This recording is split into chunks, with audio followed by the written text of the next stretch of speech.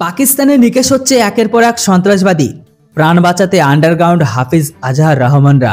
হ্যাঁ বন্ধুরা, পাকিস্তানে দেখা শীর্ষ মোস্ট ওয়ান্টেড সন্ত্রাসবাদী এমনকি তাদের সহযোগীদের মৃত্যুর মিছিল যেন শেষই হচ্ছে না। সব থেকে বড় কথা হলো, গত কয়েকদিন ধরে পাকিস্তানে এ গ্রেডের সন্ত্রাসবাদীরা অজ্ঞাত হামলাকারীদের গুলিতে টার্গেটে পরিণত হচ্ছে বা আননোন গানম্যান দ্বারা ঠোকাই হচ্ছে। ডিসেম্বর মাসে পাকিস্তানে উপস্থিত সন্ত্রাসবাদী সংগঠন লস্কর ই তৈবার একাধিক বড় মুখকে নির্মূল করা হয়েছে। এর মধ্যে রয়েছে এ গ্রেডের সন্ত্রাসবাদী হাবিবুল্লাহ ওরফে ভোলা খান, যাকে লস্কর ই তৈবার প্রধান হাফিজ সৈয়দের ঘনিষ্ঠ আত্মীয় বলে মনে করা হয়। এছাড়া হাজি উলমার গুল এমনকি শীর্ষ এলটি প্রশিক্ষক আবদুল্লাহ সাইন ওরফে জিহাদি গুরু সামিল রয়েছে।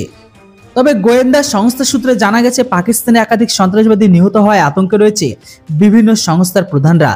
এইসব প্রধানরা এখন আন্ডারগ্রাউন্ডে চলে যাচ্ছে। এর মধ্যে রয়েছে হাফিজ সাইদ, সৈয়দ সালাউদ্দিন, মাসুদ আজহার, আব্দুল রহমান মাক্কি, জাফর ইকবাল প্রমুখরা। বিশেষ বিষয় হলো, তাদের সবাইকে পাকিস্তানের নিরাপত্তা দেওয়া হচ্ছে। এবার আপনারা বুঝতে পারছেন, বিশ্বের বড় বড় দেশগুলো বড় বড় কিছু তৈরি করে, আর পাকিস্তানে বিশ্বের একমাত্র দেশ যারা সন্ত্রাসবাদীকে তৈরি করে। সেই জন্য বিশ্বের বড় বড় সন্ত্রাসবাদীদের আতুরঘর বলা হয় পাকিস্তানকে। বর্তমান সময়ে কেন্দ্রীয় সংস্থাগুলির সূত্র বলছে, পাকিস্তানের একাধিক সন্ত্রাসবাদী সংগঠন বিশ্বব্যাপী ছড়িয়ে আছে, যেগুলি ইউএনের বিশ্বব্যাপী সন্ত্রাসবাদীদের তালিকায় স্থান পেয়েছে। গত বছরের অক্টোবরে ফাইন্যান্সিয়াল অ্যাকশন টাস্কফোর্সের গ্রে তালিকা থেকে বেরিয়ে আসে পাকিস্তান। বিশ্বকে দেখানোর জন্য পাকিস্তান কিছু শীর্ষ সন্ত্রাসবাদীদের বিরুদ্ধে আইনি ব্যবস্থা নেওয়ার কথাও বলেছে। এদিকে বর্তমানে পাকিস্তান গভীর অর্থনৈতিক সংকটের মধ্যে রয়েছে।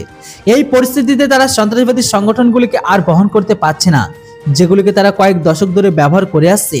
গ্রে তালিকার বাইরে থাকতে এমনকি পুরনো সন্ত্রাসবাদীদের খরচ এড়াতে এখন সেখানে সন্ত্রাসবাদীদের নির্মূল করা হচ্ছে। অন্যদিকে কম খরচে তরুণ সন্ত্রাসবাদী নিয়োগ করা হচ্ছে তাদের দেশে, কেননা অভাব যে দেশে বেড়ে গেছে সেখানে বেশি টাকার প্রয়োজন নেই। অল্প কিছু দানা পানি দিলে সেখানে এরকম প্রচুর সন্ত্রাসবাদী পাওয়া যায়। এই সন্ত্রাসবাদীরা এখনো পর্যন্ত অনেকগুলো আননোন গানম্যান দ্বারা ঠোকাই হয়েছে। জানিয়ে রাখি, পাকিস্তানের করাচিতে হানজালা আদনান অজ্ঞাত হামলাকারীদের দ্বারা বেশ কয়েকবার গুলিবিদ্ধ হয়। আদনানের মৃত্যুকে লস্কর ই তৈবার প্রধান হাফিজ সৈয়দের জন্য একটি বড় ধাক্কা বলে বর্ণনা করা হয়েছে। তো এইদিকে আবার ভারতের তীব্র সমালোচক মালিক আসলাম ওয়াজিরকে ধামাকার মাধ্যমে হত্যা করা হয়। ঘটনাটি ঘটেছে পাকিস্তানে খাইবার পাখতুনখোয়া অঞ্চলে দক্ষিণ ওয়াজিরিস্তানে দাজাঘুন্দা এলাকায়। তবে উজিরের সাথে তার ছেলে ও অন্যান্য একজনের হত্যা করা হয়। উজিরের বিষাক্ত স্টেটমেন্টের মাধ্যমে সন্ত্রাসবাদী নিয়োগ করা হয়েছে। জসিম মোহাম্মদ নেতা মাওলানা মাসুদ আজহারের ঘনিষ্ঠ সহযোগী মাওলানা রহিম তারিক উল্লাহ 13 নভেম্বর করাচিতে অজ্ঞাত গানম্যান দ্বারা তাকে ঠোকাই করা হয়েছিল। তার আগে পাকিস্তানের বাজাপুরে লস্কর ই তৈবার প্রধান হাফিজ সাইদের ঘনিষ্ঠ সহযোগী আকরাম খান ওরফে আকরাম গাজী অজ্ঞাত গানম্যান দ্বারা ঠোকাই হয়।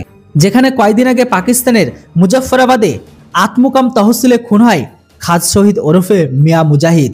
খাদ শহীদকে 2018 সালে জম্মু কাশ্মীরের সেনাবাহিনীর সুজাউন ক্যাম্পে সন্ত্রাসবাদীর হামলার মূলে পরিকল্পনা হিসাবে বিবেচনা করা হয়েছিল।